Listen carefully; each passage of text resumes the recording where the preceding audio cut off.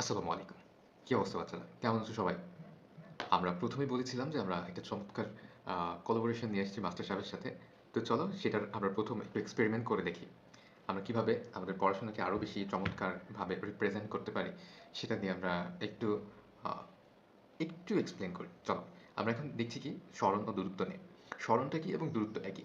এটা নিয়ে আমি যদি ১ম এ বলি, স্মরণটা নিয়ে আমি যদি বলি, স্মরণটা আসলে কি? স্মরণ মানে হচ্ছে সরাসরি দূরত্ব। এক বিন্দু থেকে আরেক বিন্দুতে সরাসরি দূরত্ব হচ্ছে স্মরণ। ঠিক আছে? এই যে আমি একটা দূরত্ব দিলাম। তো এই যে দূরত্বটা আমি দিলাম এটা কিন্তু আঁকা-বাঁকা, তাই না? আর এই যে ভেতর দিয়ে একটা লাল রেখাটা চলে গেছে না? এটা A আর B এই ২ টার ভেতরে কিন্তু সরাসরি দূরত্ব, তাই না? তাহলে এই যে সরাসরি দূরত্বটা আমাদের A থেকে B পর্যন্ত একটা সরল রেখাটা যেটা যাচ্ছে, অর্থাৎ এই লাল দাগটা যেটা যাচ্ছে, এইটা হচ্ছে আমাদের স্মরণ। এবং দূরত্বটা কি?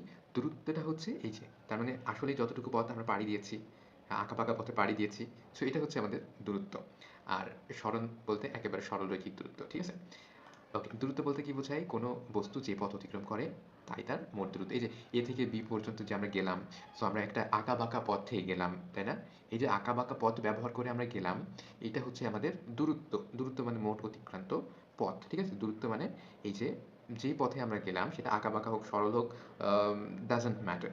আমরা যেই পথেই আ গেলাম, যতটুকু দূরত্ব অতিক্রম করলাম সেটাই দূরত্ব এবং স্মরণ হচ্ছে সরল রৈখিক দূরত্ব।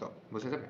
অর্থাৎ A থেকে এই যে B পর্যন্ত যে সরল রৈখিক দূরত্ব, এটাই হচ্ছে আমাদের আ স্মরণ। তো আমরা দেখি স্মরণ।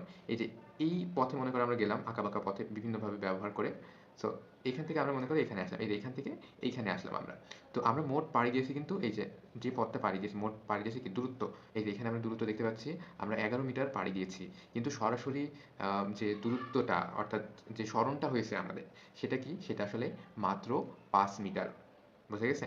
অর্থাৎ আমরা যেখান থেকে যেখানে যাব সেটার সরলরৈখিক দূরত্বই হচ্ছে সরণ।